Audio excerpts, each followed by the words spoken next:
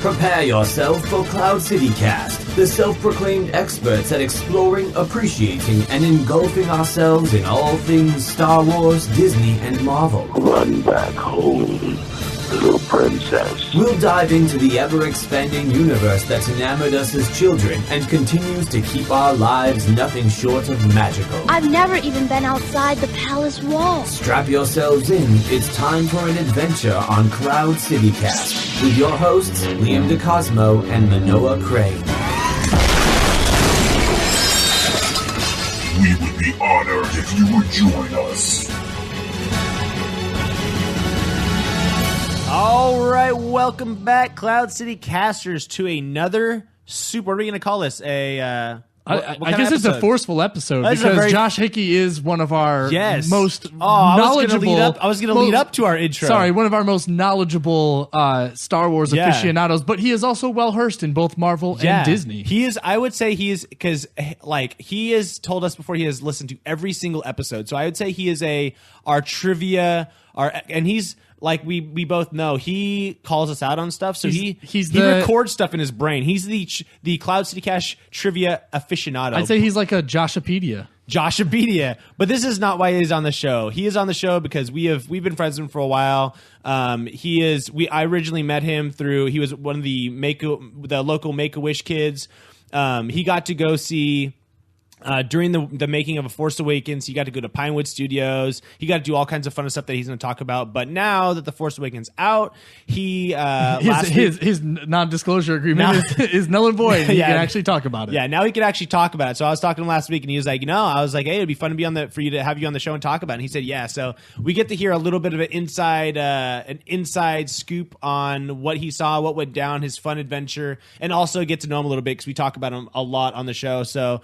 Josh Hickey, welcome. Everyone has heard your name around the quarter, so go ahead and say hello to all the listeners. Hey, what's up, guys?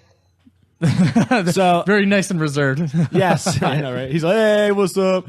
So kind of, I guess, give us your rundown on like what was the lead up, or what was how everything how did it come about? Let's start with. So Josh, what was your first foray into Star Wars? What first got you into Star Wars? Perfect question. Well, let's see, like the first thing that I remember of Star Wars was back in 2002 when Attack of the Clones was coming out.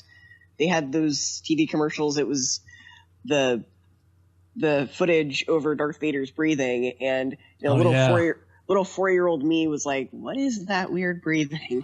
So I went around the house walking around doing the not knowing at all what it was. And my dad's like, that's Darth Vader's breathing, right? I was like, who's Darth Vader? So then I watched New Hope, and 5-year-old me didn't really hold my interest. But then a couple years later, Revenge of the Sith is coming out, and I'm like, oh, this looks awesome. So of course I need to go and watch all the other movies. So I watched 1 and 2. Episode 1 was actually one of our first DVDs that we got. Nice. But again, this is back when DVDs were new. Yeah. So, like first DVDs. I was going to say, I think episode 1 was my last VHS. Yeah. You know what I mean? Before they switched to DVD. Yeah, our first DVDs were Phantom Menace and Shrek. So, nice. Yeah, Phantom Menace was the first DVD. But, it didn't really hold my interest back then because I was little. But I was like, okay, when episode 3 comes out, I'm going to watch the other ones. And I did. And then after episode 3, I went, well, now what comes next? Luckily, my dad's birthday was like 2 weeks after Revenge of the Sith went to theaters.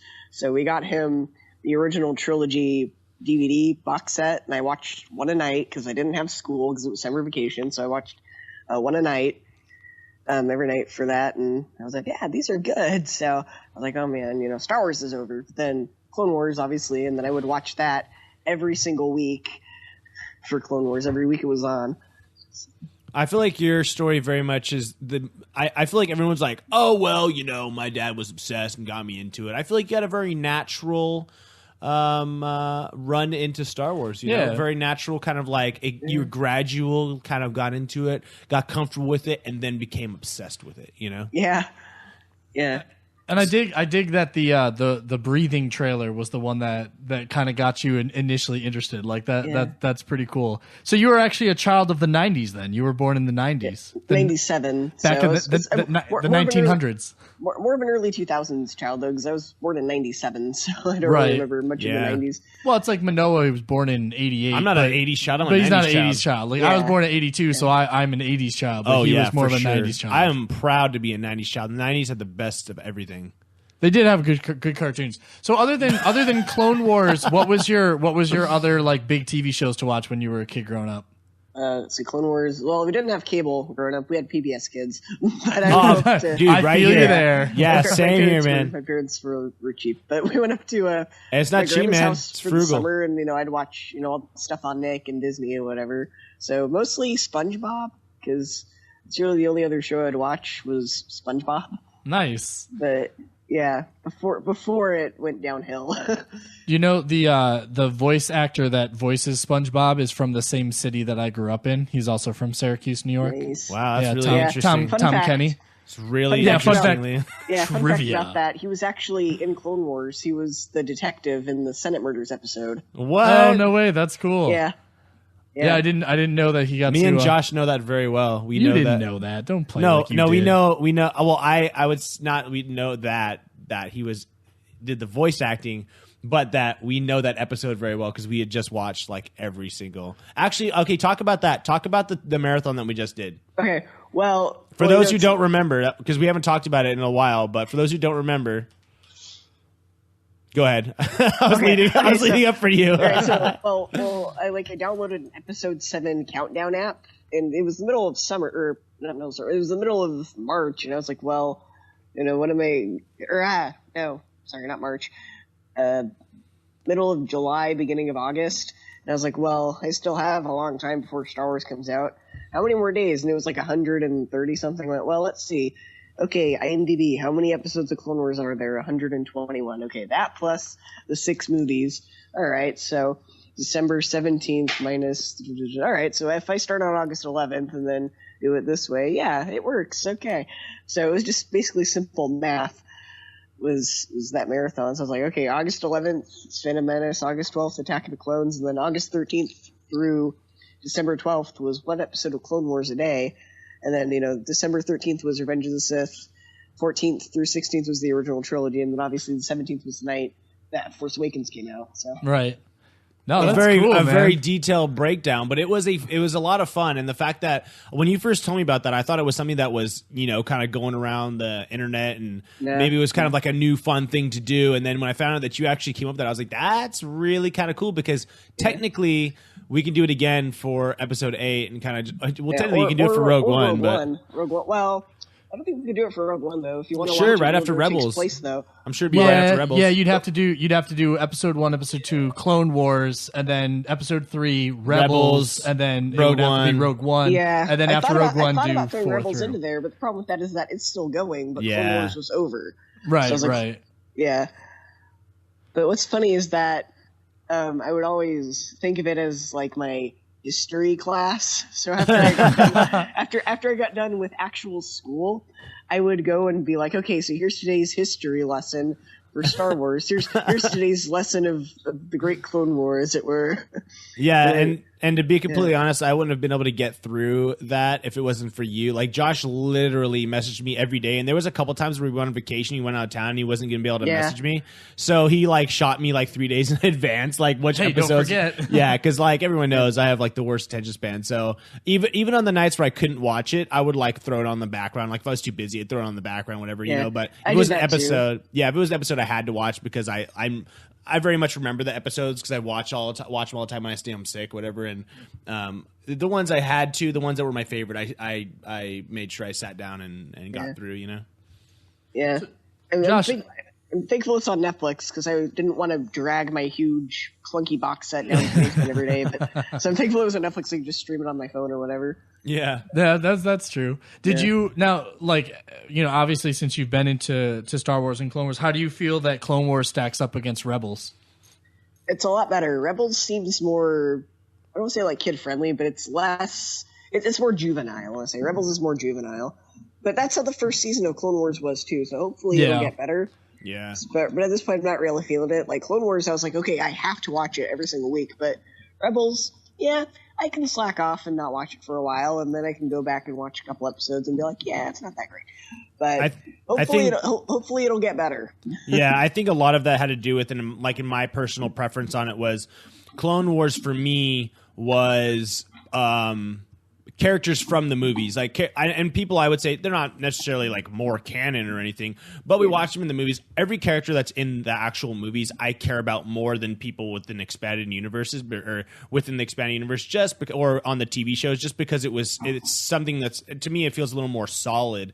So on Clone Wars, almost all the characters were either people that were real iconic from something else that we pulled them from, or from the movies. And with Rebels, as much as I love Rebels, and I don't have anything wrong with Rebels, it's just they don't really have many characters from the movies, so it's hard to connect with it and have that kind of like hardcore fandom towards it when you're not seeing something that's gonna, I don't know, end up a little more transition. Yeah. Well, because it's like, other than Vader and Tarkin, like everybody else was created for the show. Yeah. You know? So I mean, yeah, I could definitely see that. And I do remember the whole rumor that Lor San was like Kanan. You know what I mean? Do you remember when there was like kind of that rumor that like that was Kanan grown old and whatnot? I could see that. Yeah, because he, like, if he lived through, except for he doesn't have a British accent. No, I know. Well, obviously we wouldn't have known until the film came out. So. Yeah, but yeah. So Josh, give us I think the thick of the episode here is going to be your visit to Pinewood Studios. So yeah, kind of how did that come about?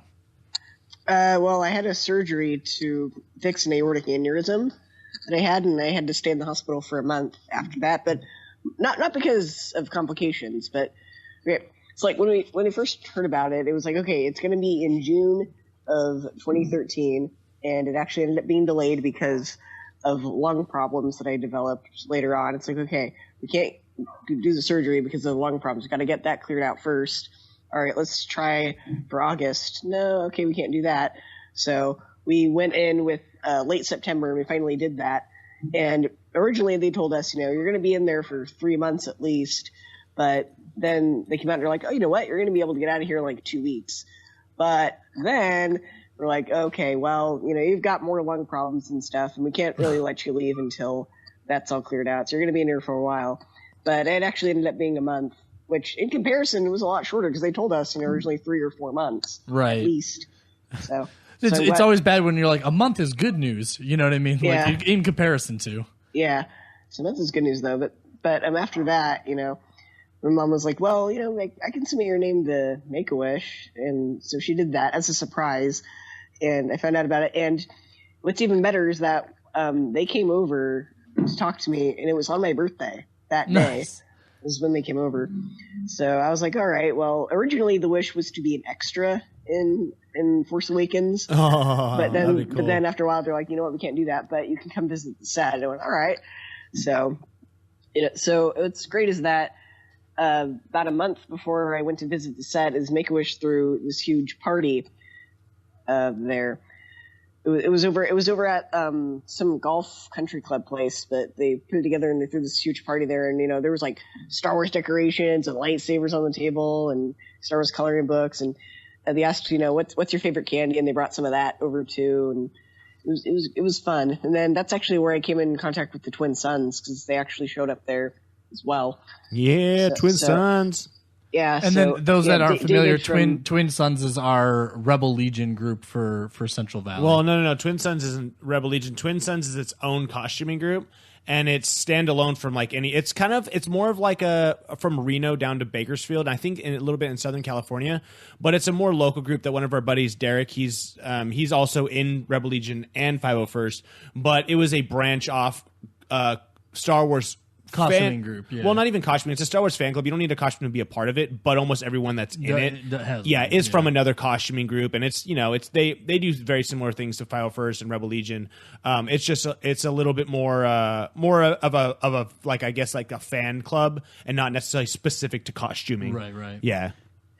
Yeah. Anyway, David from the Twin Sons. Do you guys know David? Yeah. Jedi Dave. He's the one who showed up. Yeah. And also I don't remember his name, but he's Barry, Obi-Wan. the older guy. Yeah, the old. Yeah, the old, Barry. He does an amazing like original trilogy. Yeah, Obi-Wan my Kenobi. mom was amazed. She was like, "Wow, he sounds just like Alec Guinness." Well, that's because that's his normal accent. Like he talks like that all the time. Yeah. It took me a while to figure out that it wasn't a fake one, like that it actually was his accent. Yeah. I was like, oh wow, And he he's does a super really good nice, accent. too, Yeah. because like he's super concerned about me too. Because there was a 501st night, or there was a Star Wars night at Prisoner Grizzlies game a few months ago, and they showed up there, and of course, I got to show up to that too. So anyway, as I'm walking away after getting a picture taken, he leans over to me and he goes, "So how's Josh? How's Josh doing?" I'm like, "Well, that's nice." So, he's asking my dad about me, so that's really nice that they're all concerned about me. That's really cool. So I also got a framed picture of Darth Vader autographed by David Prowse. Yeah. Did they give you a lightsaber too at that meeting? Yeah, they did. That's right, they did. Yeah, I remember because originally I was supposed to be there as a stormtrooper. And then I couldn't make it because of work. This is before I even knew you or anything. This is like long. This is probably a couple months before I met you.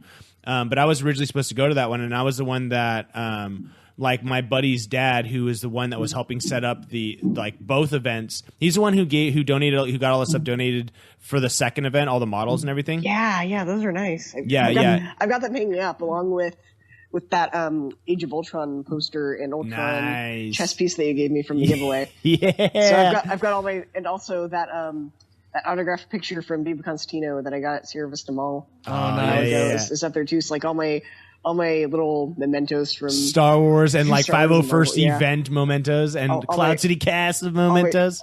All my stuff is up there now. That's really cool. That's cool. Yeah, but but originally he was the guy who set up the second event and got all the stuff donated. He was the man behind that. He contacted me because I was the only guy he knew in the 501st. I was like, "Hey, I'm not sure if I can make it. Let me shoot you over to this guy." And then I think that's when he shot Derek a message, and Derek and David, I think, were the ones that got everything arranged. And then on the second event, it was like Mandalorian Mercs, 501st, Rebel Legion. That was a bigger event, I believe, right? Yeah, it was. Yeah, so I mean that was kind of my first. I think I've met you before that. Had I met you before that? I think like the first time we met you was the first time I knew your name was at the Grizzlies event.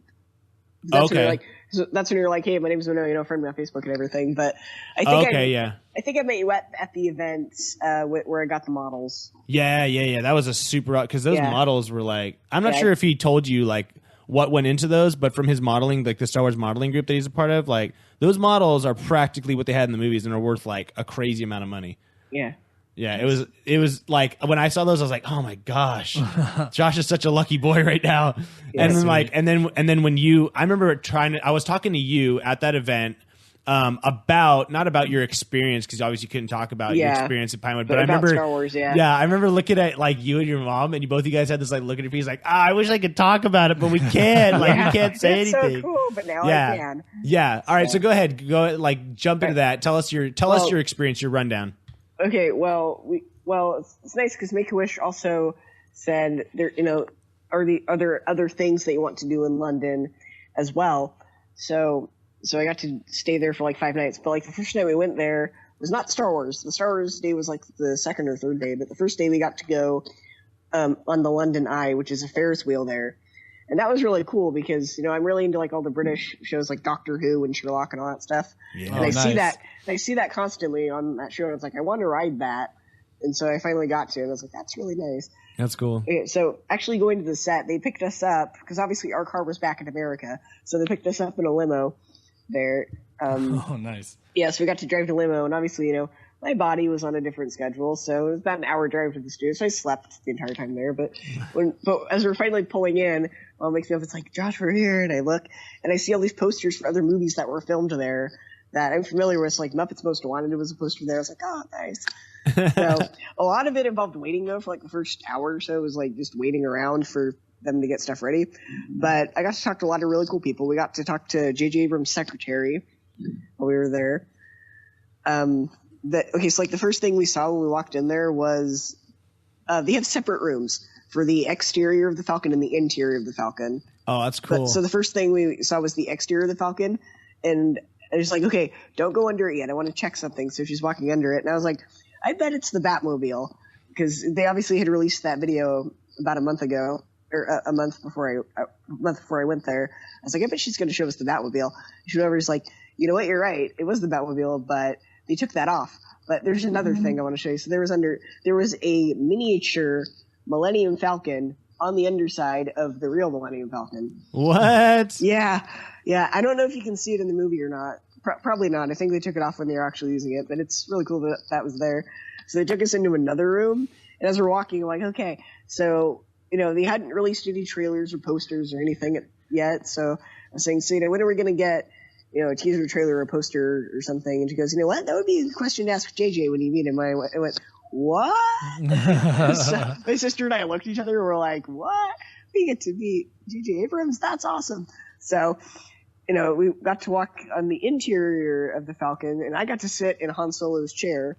Oh my god! And we got to see the little hollow chess table. Did you? Okay, did you get pictures of this? Because I feel like this is stuff like if I were you, I would be sharing to like my grandkids.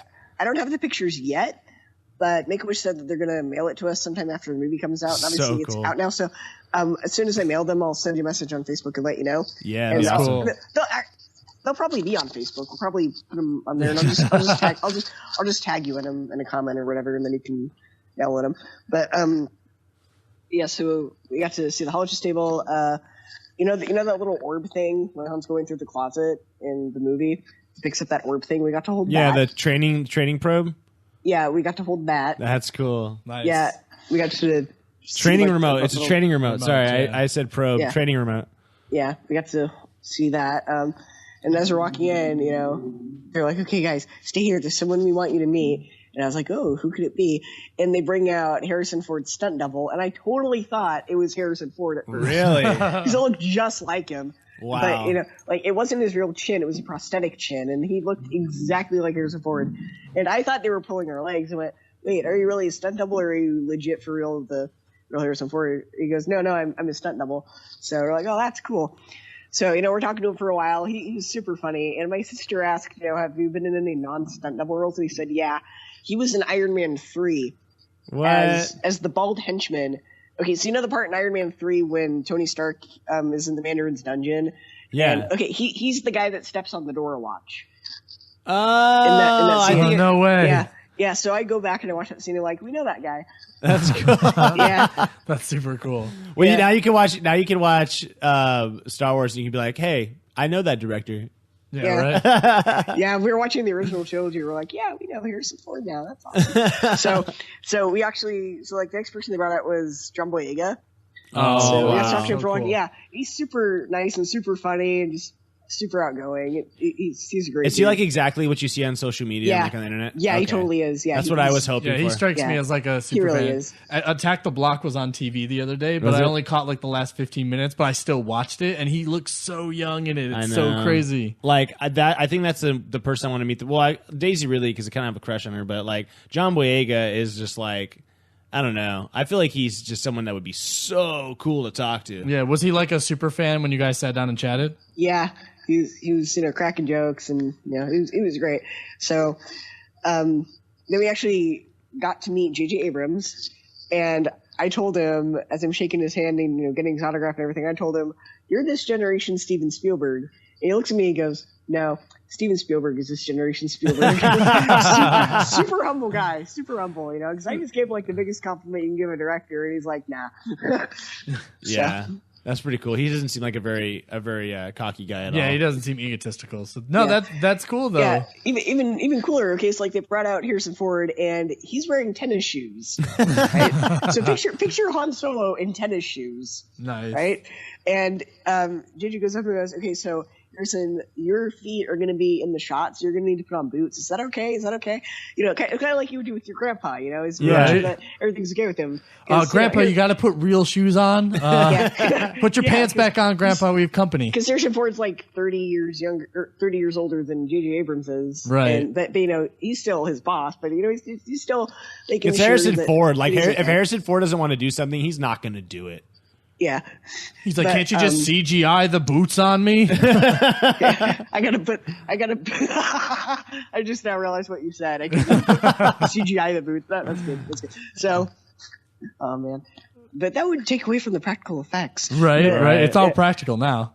Yeah, but he's putting boots on everything. But before he left to go change, I had brought my Blu-ray set for the original trilogy just in case we were going to meet some people, right?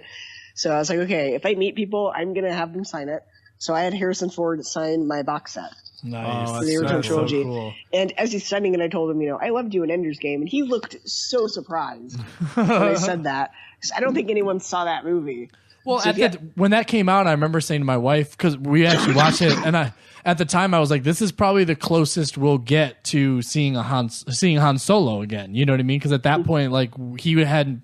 I don't even think Disney had bought Disney it. hadn't bought it. They bought it like a year later. Yeah, so I mean, we were watching. I'm like, look, this is probably the closest we're gonna get. But seeing him in Ender's Game the whole time, I'm just thinking like, God, I want to see him as Han Solo again. Yeah. You know? Yeah. So that's cool because he's the guy that like never goes to conventions. So getting his signature, that's like the holy grail. I feel like generally speaking, like he's like he knows he's. I don't know how to say it without like I don't know how to say it without being like he's I wouldn't say he's cocky or anything. Like, he just knows what he wants in life, and like he's like a guy who goes to a job, does an amazing job at it, gives his all, but doesn't feel like he needs to kiss anyone's butt. Doesn't feel like he needs to do anything. Like doesn't need to go out elaborate. He's not a showboater. He offered to buy everyone ice cream after the tour was over, but the catering truck was out when we were done. So. Well, he should have just bought the whole catering truck and let you drive around. Yeah, that would have been sweet. Yeah, like the catering truck had left or something when our tour was done. Because we got out at like almost dinner time there. But anyway, so there was a scene in the movie that we got to see filmed that actually ended up being cut. But how convenient! But anyway, it's during the part where Rey is picking up the lightsaber and Maz is talking to her. But anyway, so during that scene, up on the higher point of the castle during the entrance, what happened was that some stormtroopers break in, right? So, and we actually got to see them, practicing it for a while before they were filming it for real. But basically what happens is that some stormtroopers burst in and they're interrogating Han, and he's just giving them sass about it. So it's like you're under arrest by order of Supreme Leader Snoke. He's like, wait, who? Snoke? Smoke? Supreme Leader Snoke. He's like, wait, what makes him Supreme Leader? What makes him Supreme? So anyway, he's just not letting them do their thing. So that's I thought, awesome. Man, this scene's gonna be really funny when it ends up in the movie, but it didn't. So hopefully on the Blu-ray. Right. I know, right? That'd be awesome. It'll probably be on the Blu-ray. So. I feel like as secretive as they are, they're like, all right, we got to give this kid something magical, but we can't give him everything. Let's give him the seed that we might cut, so that way if it gets out, it won't be that bad. Yeah. Yeah. No, that's awesome. It's pretty cool. I mean, I remember. Now when you went down to Pinewood Studios, did they tell you what the new movie was going to be about or anything, or they just kind of brought you on set and kind of showed you around? I got little vague snippets, like as we're walking down, it's like, this is the villain's castle, and I was like, oh, okay, that's cool. But it's cool because it's amazing what you can do with just some plywood and styrofoam, because it looked like we were actually underground. Wow. And we forgot we were on a movie set. We're like, oh, we're actually spelunking in these caves. Were they like huge? Like, okay, so it was huge. The villain's castle. Are you talking about like Snoke's little lair? Yeah, little throne Was room. it like how big was it? Was it as big as you see it in the movie? Yeah. Wow. Yeah, because sometimes I was looking at some of the sets and I was just like, wow, that's so huge. Do they I was thinking like, did they find an area that was that big, or did they really build something that huge? You know what I mean? And it's I don't even know. That's crazy. But we got to see all the little creatures that are in Maz Kanata's bar. Yeah, we got to see all those. It's that's like cool. That big fat thing that's got like the girl on his shoulder with the little tusks. Yeah, the tusks coming out of his chin. Yeah, we got to see that. That was like the first thing we saw. I'm gonna make a name for him right now. He has a goatee. I'm gonna call it a tuck a T. No, that sounds stupid. A go tuck. He had a go tuck. We don't know. A go tusk. He had a go tusk. Yeah, I think I just fired Manoa. It's all right. I work for free anyway. The people who designed all those creatures and animatronics. Oh, wow, that's which is really cool. Yeah, and and they mentioned that they worked on Doctor Who, and I was like, oh, cool, what episode? They're like, well, I don't know the name of the episode, but here's what it was about. Oh, it's that episode. So it was the Asylum of the Daleks episode, for those of you who are wondering. That's nice. like they designed that skeleton that's in the snow part of it, like when the Daleks shoot him and he goes to the snow. I think it's awesome it's that skeleton that's in the car. I feel like you're pretty well established when you've done something for a major TV series and you don't know what it is. Like you're like, well, I have been working so much on so many different things that I just don't really get to watch the stuff that I do. Yeah. Which kind of sucks, but it definitely makes you look established. Right. Yeah, but yeah, I got to see R2D2. Oh, did you touch him? Did you touch him? I reach out to touch it, and it automatically, I went, whoa, what did I do? I didn't even touch it yet. They had turned it on from their side of the room to freak me out. That's so cool. Oh, that's awesome. And then they did it again. As I was walking down, I was looking at all the stuff, and there was this animatronic again, and then his mouth just starts moving, and it was yelling at me, whoa, what was that? They were operating it manually from the other side of the room. Oh, wow. That freaked me out. You know what you should have done when you reached out for R2D2 is when he did that, you should have faked like you're having a heart attack so the joke would have been on them. Yeah, I don't want to do that. But you're like, oh, great. No, I didn't mean it. You're like, I'm just kidding. I got to hold a stormtrooper gun. And oh, wow. Those things actually have some weight to them. They've actually got some kick. I was surprised because when I actually shot it just shot out air, but it still had a lot of kick. Oh, wait. So it actually, they were like when you pull the trigger, it shoot out CO2? No, it would go, but nothing would come out, but it was air pressurized. Okay. Cool. So that way it gave the effect of it giving kick. Yeah. Oh, wow. That's cool. That's really cool. I wouldn't have thought that they would have gone that far. Yeah, I never would have thought. I would have thought they just would have been little rubber guns like we used for 501st, and they were just moving them with their hands or something. You know what I mean? That's cool. Yeah, that's awesome. Yeah, Chewbacca's bowcaster especially was really cool to hold as well. Were they made out of real metal? I don't know. They were just heavy. Ask. Oh, but speaking of Chewbacca, I forgot something. Speaking of Chewbacca, obviously Peter Mayhew is not in the suit anymore because he's elderly. He's a very elderly gentleman now at this point. But the guy that got to play Chewbacca in the movie, though, came out in costume. And he picks me up, kind of like Lion King style, like that. Oh, so, nice. Yeah, so that was really cool. So I've got a picture of that. And okay, so the seamstresses who sew the costume, they just put them in a room and they let them watch TV as they sew the costumes. Obviously, it takes all day to do that. That's because all the hairs are sewn individually, so it takes a lot of labor to do that. Yeah. But as we're walking, we actually saw Peter Mayhew on the set. We didn't talk to him though because he was super busy. He was talking to someone else. But we're like, hey, it's Peter Mayhew. That's cool. Yeah. So we saw all those creatures that are in the bar. We saw all the different alien species that are in the movie. We saw a mold head of Daisy Ridley. Oh, what? So it was like a wax. Yeah. It was like the sculpture head that they used just in case they need it for a stunt double or something. That's crazy. Nice. Yeah. So it's so practical. And the amount of money. I thought it was Padme at first. I was like, oh, is Padme going to be in the movie in flashback? It's like, no, that's a new character. So, all right, well, that's cool. Like you didn't know who Rey was. Oh, this was this is before. Way before. Oh yeah, this is before any of this stuff was even out there, huh? I forgot. No, I forgot there was a time that we were completely in the dark. Forgot about that. Yeah, but now we know everything. That was wasn't that 2 years ago? What was it? 2013. 2014. Was it 2014? October. Yeah, of October. So. The first teaser it was right before. It was later, November. Yeah, it was November 28th, 2014. Was the first teaser trailer for Force Awakens. Best birthday present ever. It was 3 days after my birthday when that trailer came out. So I was like, yeah, Oh, your birthday's the 25th? Yeah, mine's the 28th. So's Samson. Mine is the 28th. Yeah, so mine's the 21st. Yeah, yours is not. You liar.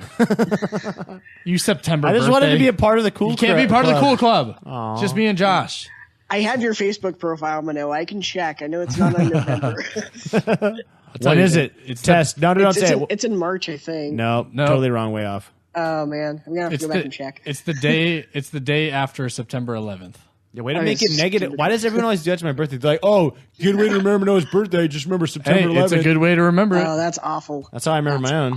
That's how he remembers his own birthday. Otherwise, he wouldn't know when he was born. I'm like, when was it? Oh yeah, that was a rough year.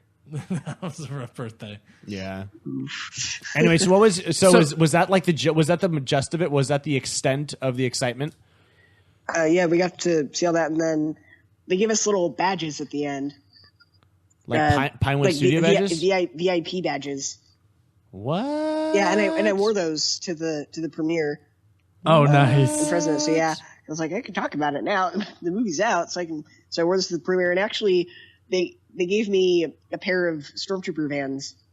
No, nice. Cool. Yeah. Cool. They're like, this kid just met all the stars. What else does you? Oh, he'll probably want some shoes. Yeah. Let's give him shoes. Yeah, it was really cool. I still have those shoes to this day. Oh my and gosh. they're kind of getting worn, so I'm gonna need to replace them pretty soon, which is very sad. But I'm gonna put them in a box. I saw them somewhere. when you came into my house last week. Yeah. I saw them. Yeah. My Star Wars Vans are also falling completely apart. I'm gonna have to throw some E6000 in there to try to keep them together. Yeah, my Star Wars Converse that Keep it consists of Star Wars. I mean, a Converse shoe and a Star Wars patch I sewn onto it. Yeah. They got holes in the bottom, so I got to rip those patches off and slap on another pair. It's funny because you know those World War II posters that said loose lips sink ships. Yeah. Okay. Well, as we're leaving, they're like, okay, guys, remember you can't say anything about it until the movie's out, and everyone else here is under that same agreement as well. And there's a poster there in that room. It's got Darth Vader's hand over a Death Star officer's mouth. It says "Loose lips sink starships." Yeah. Oh, that is so cool. Yeah.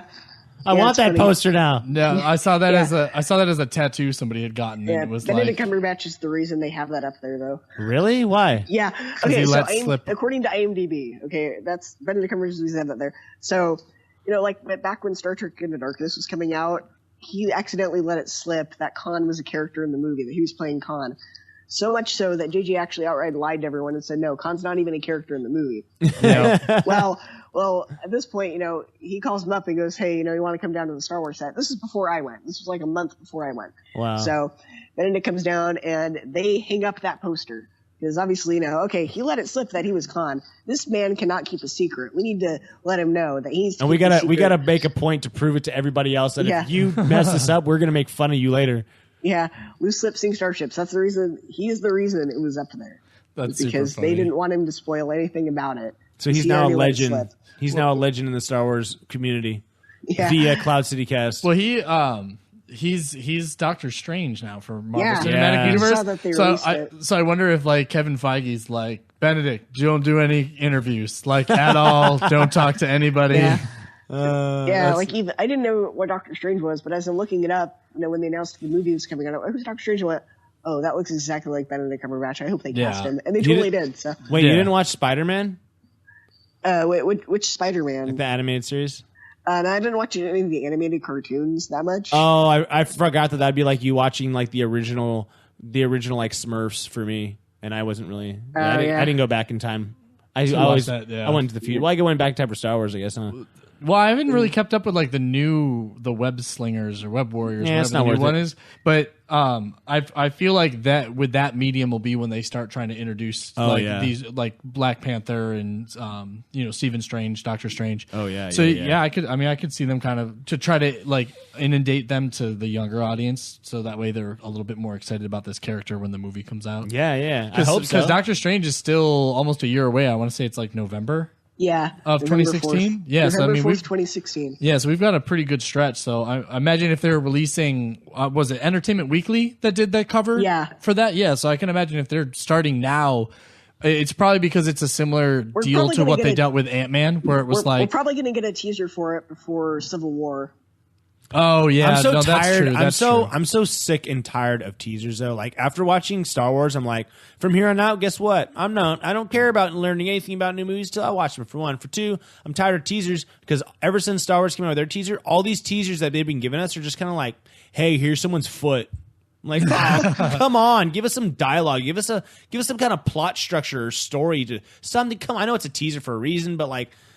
Come on. Give us something. I'm getting to the point where it's like, I feel like people saw what Star Wars did and what J.J. Abrams and Lucasfilm did with Star Wars. And they're like, oh, they made this crazy phenomenon happen with just giving the audience absolutely nothing. So now I feel like it might become kind of a thing.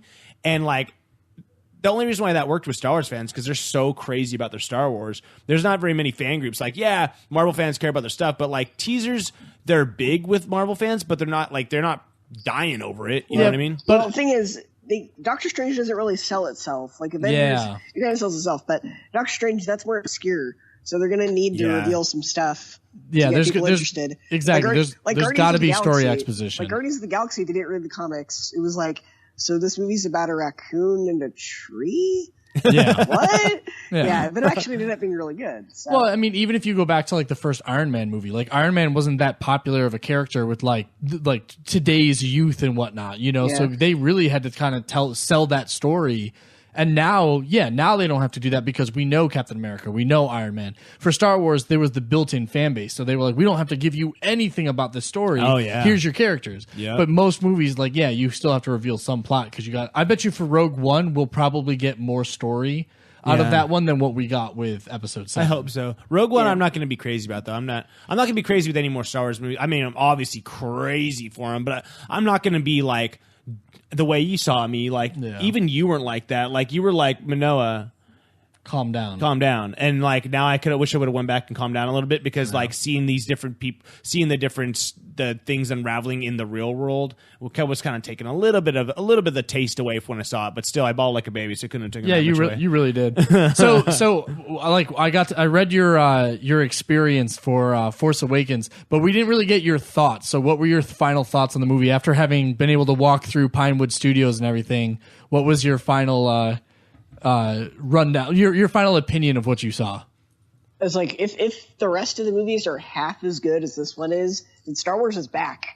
Nice. Yeah, I want better. Agreed. I want the next one to be even better. Like this one, I feel like they have to go all out because it's a sequel. They have to make it bigger. They have to make it better because people expect that. And you know what? Me and Liam were talking about this earlier. I feel like this movie was good, but the one thing that Episode left this 8 was going to be great. Yeah, this movie was good, but what they left us wanting more in this is leading us up to stuff that's going to make this next movie amazing, which is what we want to hear about. We want to know about the Kylo Ren and the Knights of Ren. We want to hear about Supreme Leader Snoke. We want to see the training that we saw in Empire Strikes Back with Luke, and I feel like this is going to be that doubled because we're going to have the good side and the light side being trained, plus the unveiling of all these in-depth characters. So we got these characters introduced. Now we get to see the backstories and the in-depth building of these characters' story. And I feel like with someone like Simon Pegg writing this, he's a hardcore fan. Same with J.J. Abrams, but I feel like Simon Pegg is more of a fan than J.J. Abrams because,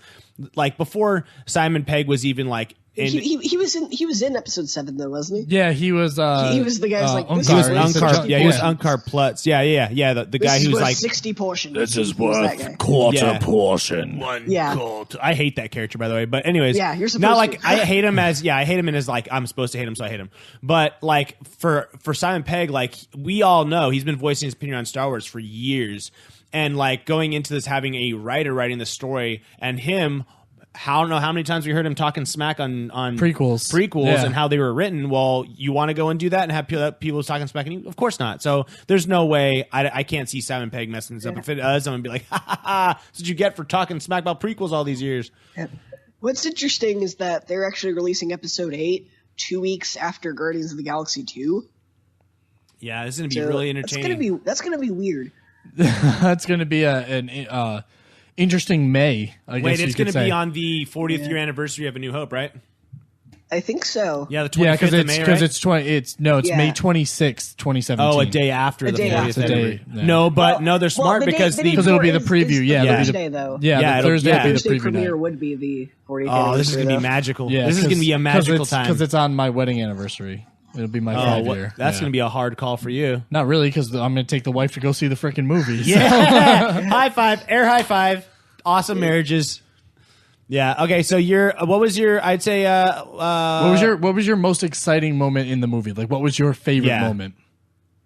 That's hard.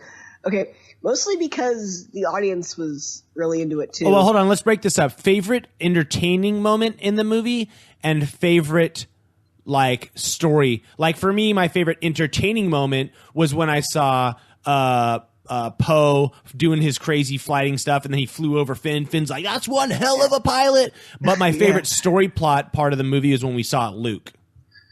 Yeah, dang. There's so many entertaining moments in that movie, though. I have to say, like, it's a split between the part where Kylo Ren's throwing his little diaper baby tantrum, and the stormtroopers are walking, and they're like, just turn around and walk away, guys. Turn around and walk away. Yeah. Like an Ant-Man, back it up. Yeah. And then the second moment would have to be when Rey's using the mind trick on the Daniel Craig stormtrooper. That was Daniel Craig in that outfit. So you're into the comedy. Cool. Like, you're into the comedy. And don't drop my weapon. I have to say that's like my second favorite. So, okay, very well. Those are the whole movie was entertaining though. Yeah. Oh my gosh. So much so that my dad wants to see it again. We're like, I don't know. No, it's one of those things that almost everyone I know, even people who aren't even Star Wars fans, just like casual moviegoers, they're like, I love the movie, but I have to see it again. It's like one of those things where it's like, they don't have to see it because they love Star Wars. They have to see it because they got so much entertainment out of it that they want to go back because they feel like they missed some entertainment that they didn't get. You know what I mean? Yeah. And that to me is like, I told Liam, and I've said it on the show before, this is going to have the Star Wars effect where it always brings in numbers on the opening weekend, but I want it to have the Avatar effect, which is where, you not just have an opening number, but you have people going for weeks and weeks and weeks because people are spreading the word, oh, it's an amazing movie, and that's what we've been getting because our numbers haven't stopped growing, and we are breaking records. Left and right. Yeah. We have not slowed down. I mean, it's New Year's Eve, so 2015's almost over, but they still count it. Like end of 2013, the highest grossing movie of the year was Catching Fire, but then 2 months later, like in February 2014, they said, oh, now it's Frozen. Now that's the highest grossing movie. So they're still counting it. Yeah. So I guarantee you, like 3 months from now, if not sooner, Star Wars will be the highest grossing movie of 2015. I don't even care about highest grossing of 2015. I care about highest grossing of all time. Ever. Because like 20 years from now, I'm not going to be having an argument with some dude and be like, "Oh yeah, you like that movie? Well, was it the highest grossing movie of all time?" No, but you're not going to hear me. The highest grossing movie of all time is Avatar, and to be honest with you, I thought that movie was just boring. I didn't like it. Yeah, well, they still have to. I think the hardest record to beat is going to be Gone with the Wind. Yeah, because that's like the number one in ticket sales. Adjusted of all time. for inflation, it's the, yeah. I was like, that movie came out back in the 30s. How is that still the highest grossing movie? Okay. Just because inflation. So, and that's going to be like really hard to beat just because it was the only real movie you could watch and how many people went and saw it. But you know what? Who knows? Star Wars surprises us all the time, and Star Wars is a big deal. I'm kind of a big deal. Okay, big deal. All right, big deal. That's a good one, man. Thanks. Already quoting Star Wars. I pulled it from a really good movie. So Josh, I know you know how this works. We're going to move into Fire When Ready. Do you have any final thoughts before we do so? Final thoughts such as can we try to stump him though? Final Star Wars thoughts. Can you get a question to stump him because I know he knows. Josh is like a. I can't stump him. He's the Joshopedia. You can't stump the Joshopedia. Well, you can try. You will try. What's the final? That was good. That was the. What's your final? I don't know. Your final word. Like, what's your final word on Star Wars in general? Wait. Okay, so no fandom is perfect. I don't know. Star Wars fan is pretty perfect in my mind. Well, I don't know. But I'm blind. I'm such a fanboy. I'm blind to all the negativity. I'm saying every fandom has some moments. Like there are even some Clone Wars episodes where I'm like, yeah, that's not my favorite. Try harder. so no fandom is perfect. It's still got its little stumbling blocks along the way. It doesn't matter what fandom it is. Yeah, there's always going to be those little hiccups because we're human. Well, don't tell me because I haven't spotted any yet. Yeah. Yeah, he has. Don't even let him play you. He definitely has. You're just not he has it. He's trying to put his blinders on because it's the podcast. He doesn't want to be judged. Savaggio Press. Nice. I had a conversation with Liam earlier. I was just like, you know what? The only reason I'm having this conversation with you is because like I don't have like having negative conversations about Star Wars, but I've had some conversations about certain specific, just points of views that don't necessarily change my opinion on movies or Star Wars in general, but just stuff that it's fun to point out with like an equally minded Star Wars fan. Yeah. Savaggio Press wasn't that great of a villain. That's what I'm saying. What? So what? He wasn't. Oh, never mind. Okay, sorry. I read that wrong. Let me explain why. He's Darth Maul's brother, right? Well, Darth Maul survives getting chopped in half and then performs surgery on himself to attach those robot legs to him. Well, yeah. Savaggio Press gets hit by Force lightning, once or twice, and then he's begging for mercy. I'm like, because it's Darth Maul. He's way better. Are you even Darth Maul's brother, dude? He's a big teddy bear. Yeah. Darth Maul's like the skinny crazy one, and Savaggio Press is like the softy. Yeah. Come on. He's made by a witch. Well, I guess technically Darth Maul. That was his origins too, but wells. All right, so let's do this. Let's do this. Fire when ready. All right, T1. All right, fire when ready. All right, brother. So, do you guys want to do this? Anybody from Disney, Marvel, and Star Wars, or do you guys want to confine it to just Force Awakens? Let's let Josh decide. Josh, what do you think? Anyone from Disney, Star Wars, and Marvel. All right, he wants to go the full spectrum. So, Josh, as your guest, Doctor Who and Harry Potter? No Doctor Who and Harry Potter. All right. So Josh, those aren't Disney. Well, they will be. They will be. Well, it airs on Disney XD, so. It depends on how far and how far J.K. Rowling keeps bringing it back. Bringing it back. Yeah, if she does and it keeps making money, they're going to buy it. So she's got to retire sometime. So Josh, as the guest, go ahead and you can select first. Wait, what's the question? You don't know the question yet. You got to pick first, man. Was this your first day on the show? We have done it multiple ways. Get it together. We've done it both ways. Josh, go for it. I don't know. I'd prefer to hear the question first, though. Oh, he is a guest. He must. See? Yeah. He is a cheater. All right, we'll do it just in honor of Josh. So the question for this rundown: why would your character be the best co-pilot for the Millennium Falcon? That's a good one. Let's see. Best co-pilot. Well, that's funny because I was going to choose best Ray. Co-pilot already is Chewbacca. He's already the best co-pilot. So are you choosing Chewbacca? Yeah. Because it's worked. He doesn't even want to debate this. He just wants to win. Go with the co-pilot. It's worked for 30 years. So this is true. Well, and going into because even now he's still going to play the co-pilot. I'm going to say Wicket because he's smaller and more maneuverable. Soon, dude, too soon. Yeah, right. Wicket. Now he's now he's the main pilot. You're going to go with Wicket? Really? Yeah, because he's a smaller version of Chewbacca. Yeah, but I feel like Wicket can't even see over the cockpit. cockpit. Yeah, he can't see over the console. And I'm going with he's got nubby arms. Dude, he's like an ADD child. He's just going to be touching all the buttons all the time. I'm going with Liam's. You'll be like, "Oh, I'm in hyperspace. Oh, Wicket just turned us off. Great. Now the Imperials just caught up to us. We're screwed." I'm going based off of Liam's argument from last time that he's cute. Or you're like here, Wicket, you take over. I'm going to go man the guns, and all of a sudden Wicket has you crashed into a planet. I wasn't expecting you guys to take me seriously on Wicket, but I guess that's kind of stuck as my choice now. Yeah, that's. See Can I have a second choice? Now because you did so poorly with this. You want to know why I said Wicket? I'm forced to choose a character even worse to try to give you a saving grace. The reason why I say Wicket is because I was going to make a joke about going off of cuteness because we argued about BB-8 last time. And R2. And then you guys started jumping on me and now it's stuck as my character. Yeah, well, maybe you should think through your No, I would just put him under I would just hide him under the floor while I'm flying so he couldn't touch anything. And I'd bust him out. Yeah, and I bust him out afterwards so that way if someone was like pulls us in with their tractor beam and is going to be loading it, I could just have him running around. So they're like, "Oh, this little crazy animal was just doing it this the whole time. Yeah, it's fine. He's just they'll turn a blind eye to it." See, I'm going to go with Black Widow. I think that Natasha would be an awesome co-pilot. Terrible. I think Chewbacca wins. I think not only would she have a sweet tactical aspect to battles and everything, but then once the ship lands, she's a great second in command to have with you on the floor. Not saying anything against Chewbacca as a great second in command because he definitely does kind of cry a little bit when he gets shot. It was a flesh wound after all. Yeah, but by the same token, as Josh said, he's got that 30-year history. He's allowed to be a little bit more old and decrepit. It happens.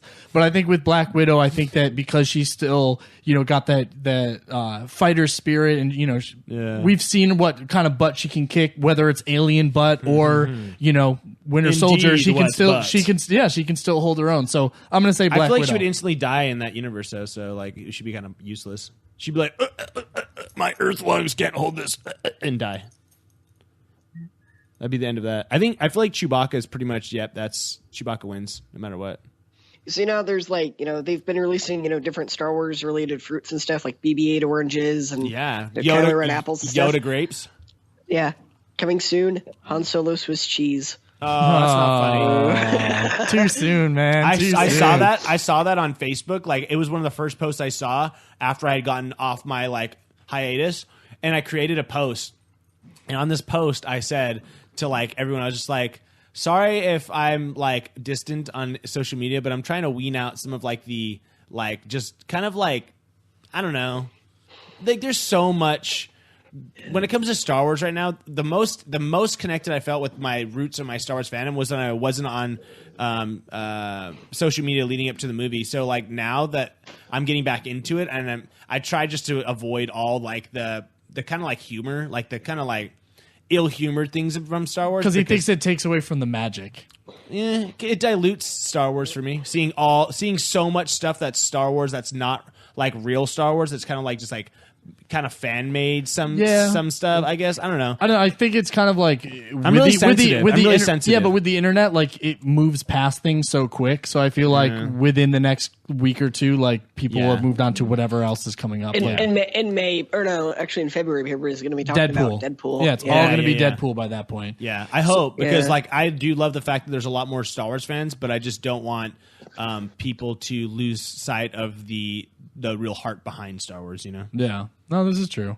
So Josh, I think that with your Chewbacca, I feel like that's a pretty surefire why he's the best co-pilot. I don't know. Wicket's pretty solid, but whatever. Yeah. While we were sitting here, we were trying to think of reasons for like why Wicket could even be a co-pilot at all, and I was like, I'm thinking to myself, and I'm like, well, could he even survive in space? Like, is his species even capable? But no, he was actually in the novelization of Return of the Jedi, which I read 500 times. Oh yeah, it was stated that Wicket is one of the only characters in all of Star Wars universe that can survive in any universe, no matter what. So Manoa, how many NASCAR fans survive every year? How many survive? Yeah. Survive what? Survive NASCAR. No, 100%. So Manoa said earlier fans. while we were driving around today, he said that what did you say? 100,000 NASCAR. 100,000 NASCAR fans die a year. Every year from dehydration. That's what he said. No, not from dehydration, just die. And then he changed it to 100% of NASCAR fans. 100%. How is that not a logical fact?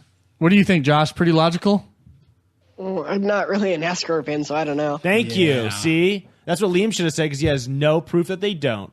You have no proof that they do. So we just lost Tom Hutchins as a listener. He's all, I love NASCAR. I'm not dead. That's an assumption. No, that's that was a mean just assumption. Me and Liam. Sometimes we debate while we're driving around or hanging out, and like for me, sometimes I think it's fun to bring up like facts, and I really stand behind them. And they're the completely most illogical facts. Like obviously, you know what I said about Wicked and Return of the Jedi novelization. I've not yet read that, but like Liam knows I'm joking, but I do it with such conviction that it makes it kind of funny.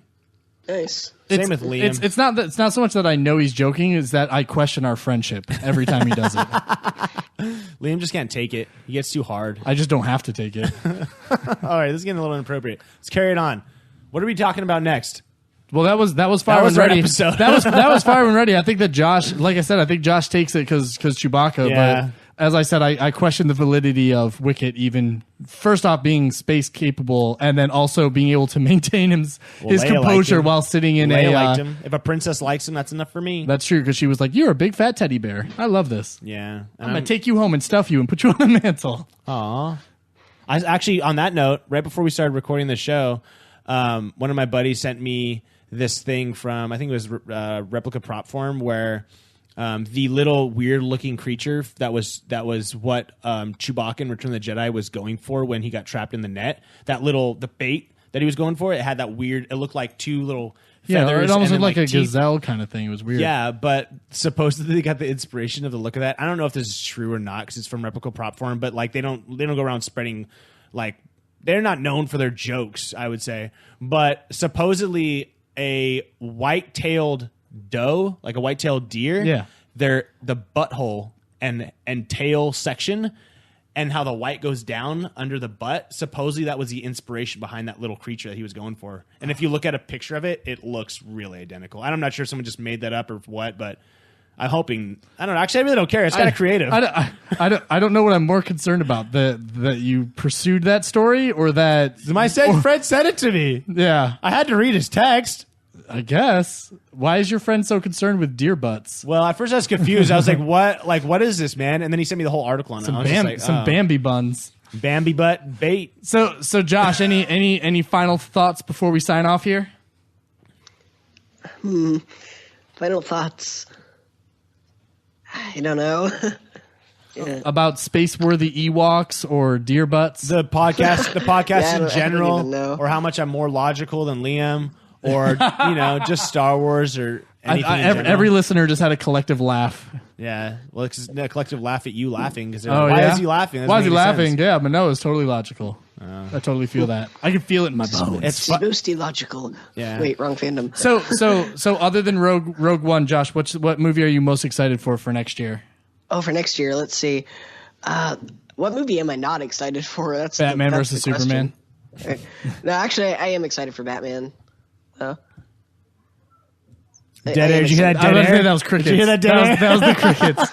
I'm excited. I'm excited to see it. I don't because it's a movie that I don't have to be invested in because I don't really care if it's good or bad because it's not Star Wars, and every movie that's not Star Wars I don't really have to care about sucking. Well, I'm kind of concerned about Harry Potter. I want that to be good too. But. Yeah, I got gift cards to the Maya for Christmas. So nice.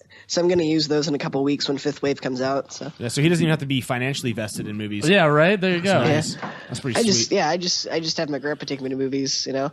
Oh, before we get off air, Josh, plug your movie, plug your website, okay. your blog. Yeah. Okay. Mormonmovies.blogspot.com. MORMON.BLOGSPOT.com. Yeah, and his reviews, he does movie reviews on there. His reviews are pretty. I would say they're pretty. They're never. He's never really bashed as much. And his review on Fantastic Four remake, I had to give that the lowest grade I could just because it was so unbelievably bad. Yeah, grade poo. Yeah. I just posted my top 10 movies of 2015 list a couple days ago, so that's up there. Yeah, your review on the new Star Wars was probably it was pretty spot on to my beliefs on it. Like I didn't see anything in your review that I didn't agree with. So yeah. Oh, nice. So, anyways, it was amazing having you on. I'll let Liam do his rundown on plugging because he just has that memorized. And thanks again. I really appreciate. We've been friends for a while, but having you on and sharing your story and sharing, a little bit of the story of you and your backstory, as well as with Make-A-Wish and the event that you did, as long as as well with some of the fun stuff that you've been doing. So I appreciate it, and it's always been nice talking to you, Josh. And how can the listeners find you on the interwebs? Other than my blog, not really. So I like to keep it private to people I actually do know. Yeah. So I'm VIP. Ooh, there you go. Very, very, very important people. Well, yeah, nice. So, As Manoa said, it's awesome to have you on. Guys, you can go to cloudcitycast.com to check out some little links and whatnot to the conversation we had. You can also follow Cloud Citycast at Cloud Citycast on Twitter and Instagram. You can go to our Facebook page and give us a like and comment on some of the crap that we post up there. You can follow Manoa at Manoa Crane. You can follow me at Liam Bright. And guys, it's always awesome to have everybody tune in. Josh, awesome. It was awesome to have you on here. And can we get a May the Force be with you? Can you get that to the audience for us? May the Force be with you. Excellent. Always. Yeah, excellent. You got to finish it with always. That's right. You always have to finish it with always.